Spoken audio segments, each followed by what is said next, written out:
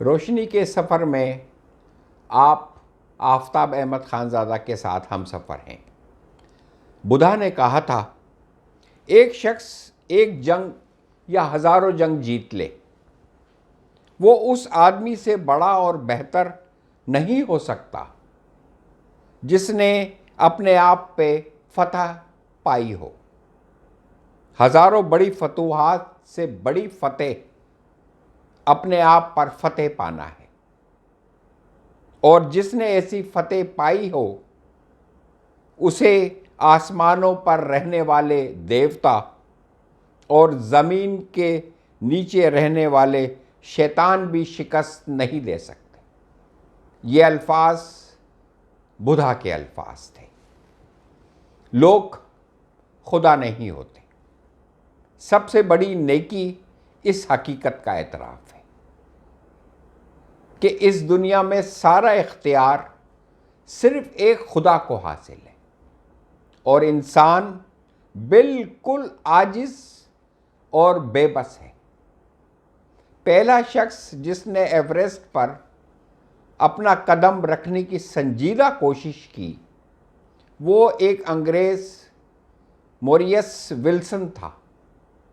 उसने 1934 में उसके ऊपर चढ़ाई की, मगर जिस चीज़ को उसने अपनी ज़िंदगी का क्लाइमेक्स समझा था वो उसके लिए एंटी क्लाइमैक्स बन गया। मॉरिस विल्सन पहली जंग अजीम में एक सिपाही था। उसको दुनिया की आखिरी बुलंदी पर पहुंचने का इतना ज़्यादा शौक़ था कि उसने अपने ख़ानदान की कामयाब तिजारत को उसके ऊपर कुर्बान कर दिया और उसने अपने तमाम सरमाया खर्च करके ज़ाती तौर पर एक सेकंड हैंड हवाई जहाज़ ख़रीदा और बरतानिया से हिंदुस्तान तक 6000 मील का सफ़र तय करके पोरीना में उतरा। उसको अपना हवाई जहाज़ आगे ले जाने की इजाज़त नहीं मिली, चुनांचे उसने अपना हवाई जहाज़ फ़रोख्त कर दिया। उसके बाद उसने दार्जिलिंग और तिब्बत के रास्ते से एवरेस्ट की तरफ सफ़र शुरू कर दिया। आखिर में उसके पास एक छोटा खेमा, कुछ चावल, कैमरा और चंद दूसरी चीज़ें बाकी रह गईं। ताहम वो ऊपर चढ़ता रहा। वो कामयाबी के साथ 19,500 फीट की बुलंदी तक पहुंच गया। 21 अप्रैल 1934 को उसकी 36वीं सालगिरह थी। उसका मंसूबा था कि वो अपनी ज़िंदगी के इस तारीखी दिन को एवरेस्ट की चोटी पर खड़ा हो। उसने अपनी डायरी में चंद दिन पहले ये अल्फाज लिखे, सिर्फ 13,000 फीट जाना और बाकी है। मुझे ये वाज़े महसूस हो रहा है कि मैं 21 अप्रैल 1934 को चोटी पर पहुंच जाऊंगा। इन सत्रों को लिखने के बाद हिमालय का सख्त तूफ़ान और मौसम की शिद्दत उसकी राह में रुकावट बन गए। वो मजबूर हो गया कि पीछे लौटे, चुनांचे वो उतरकर नीचे आ गया। फिर इसके बाद उसको दोबारा ऊपर चढ़ना नसीब ना हुआ। उसके बाद उसके साथ क्या पेश आया उसका हाल किसी को मालूम नहीं। 1 साल बाद जब तनजंग नार्गे एवरेस्ट पर ऊपर चढ़ रहा था कि उसको एक मुकाम पर मॉरिस विल्सन की लाश मिली और उसके साथ उसकी डायरी भी, जिसका आखिरी जुमला वो था जो आप सुन चुके हैं। यही कहानी बदली हुई सूरत में हर आदमी की कहानी है। हर आदमी यही समझता है कि वो कामयाबी की चोटी की तरफ बढ़ रहा है, हालांकि हकीकत इसके बिल्कुल बरक्स होती है। यहाँ हर आदमी सिर्फ एक ऐसी मंजिल की तरफ चला जा रहा है जहाँ मौत के सिवा कोई दूसरी चीज़ उसका इस्तकबाल करने के लिए मौजूद हो। सिकंदर आज़म ने बड़ी बड़ी फतूहात की, मगर जब आखिर वक्त आया तो उसने कहा, मैं दुनिया को फतह करना चाहता था मगर मौत ने मुझको फतेह कर लिया। नेपोलियन बोनापार्ट के आखिरी एहसासात ये थे, इंसान की ज़िंदगी अगर यही है जो मुझको मिली तो यकीनन इंसानी ज़िंदगी एक बेमायने चीज़ है, क्योंकि इसका अंजाम मायूसी और बर्बादी के सिवा कुछ नहीं। हारून रशीद बहुत बड़ी सल्तनत का मालिक था, मगर आखिर उम्र में उसने कहा, मैंने बेहद गम और फिक्र की ज़िंदगी गुजारी है। ज़िंदगी का कोई दिन ऐसा नहीं जो मैंने बेफिक्री के साथ गुजारा हो। अब मैं मौत के किनारे पर हूँ, जल्द ही कब्र मेरे जिस्म को निगल लेगी। यही हर इंसान का आखिरी अंजाम है, मगर हर इंसान अपने अंजाम से गाफिल रहता है। खलीफा मंसूर अब्बासी की मौत का वक्त आया तो उसने कहा, अगर मैं कुछ दिन और ज़िंदा रहता तो इस हुकूमत को आग लगा देता, जिसने बार बार मुझे सच्चाई से हटा दिया। हकीकत तो यह है कि एक नेकी इस सारी हुकूमत से बेहतर है। 31 अक्टूबर 1984 को सुबह 9:15 बजे थे।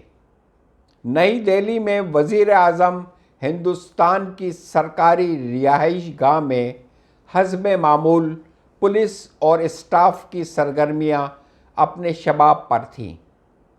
पेशगी अपॉइंटमेंट के मुताबिक वसी और शानदार लॉन में पीटर उस्टिनोफ अपनी पार्टी के साथ आ चुके थे। वो वज़ीर आज़म इंदिरा गांधी पर एक फिल्म बना रहे थे। वज़ीर आज़म अपने वक्त पर अपने कमरे से बरामद हुई। वो लॉन में दाखिल होने ही वाली थीं कि गोलियों की आवाज़ सुनाई देने लगी। मिसिस इंदिरा गांधी की हिफाजती पुलिस के 2 मुसल्लह जवानों ने अचानक उन पर हमला कर दिया। एक ने पिस्तौल से फायर किया, दूसरे ने अपने स्टेन गन की 20 गोलियां उनके ऊपर खाली कर दी। खून में लथपथ मिसिस इंदिरा गांधी कोई आखिरी जुमला ना बोल सकी। वो बेहोशी की हालत में अस्पताल ले जाई गईं, सिर्फ इसलिए कि डॉक्टर उनकी तबई मौत का आखिरी ऐलान कर सकें। इस सिलसिले में अखबारात में जो रिपोर्टें शाया हुई, उनमें सबसे ज़्यादा इबरत अंगेज़ पीटर उस्टिनोफ का वाक़या था। मिस्टर पीटर उनके लॉन में बैठे हुए थे। वो उनसे इंटरव्यू के मुंतज़िर थे। उन्होंने कहा कि मैं उनसे ये पूछना चाहता था कि वाहिद औलाद होने के उन्होंने किस तरह अपने अकेलेपन के साथ निभाह किया। ऐन उसी वक्त मिस्टर पीटर ने मौत की आवाज़ सुनी।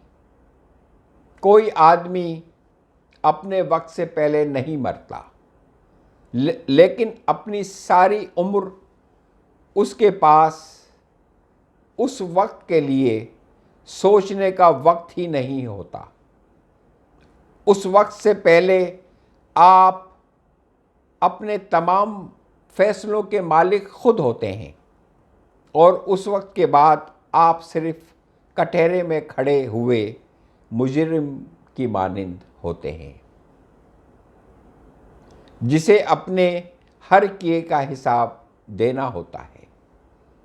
आप आखिरी वक्त तक ये समझ रहे होते हैं कि आपकी ज़िंदगी की कहानी आपकी ऐन मर्जी के मुताबिक आगे बढ़ रही है, लेकिन असल में हकीकत इसके बिल्कुल मुख्तलिफ होती है। याद रहे, वक्त पर आपकी सिर्फ ज़िंदगी ख़त्म होती है, लेकिन आपका किरदार नहीं मरता, बल्कि वो आपके मरने के बाद भी ज़िंदा रहता है। आज ग़ुलाम मोहम्मद, इस्कंदर मिर्ज़ा, अयूब ख़ान, याहिया ख़ान, ज़ियाउल हक़ को मरे सालों बीत चुके हैं, लेकिन उनके किरदार आज भी हम सब में ज़िंदा हैं, क्योंकि किरदार कभी नहीं मरते। जुल्फ़िकार अली भुट्टो और शहीद मोहतरमा बेनज़ीर भुट्टो को इंतकाल हुए सालों बीत गए, लेकिन वो आज भी आप में और हम में ज़िंदा हैं, क्योंकि किरदार कभी नहीं मरते और ये एक नस्ल से दूसरी नस्ल खुद ब खुद मुंतकिल होते रहते हैं। इसीलिए हमारे आज के किरदारों के किरदार भी कभी नहीं मरेंगे। लिहाजा उस वक्त से पहले, जब आपके पास वक्त ना रहे, आप अपने किरदार को तब्दील कर सकते हैं।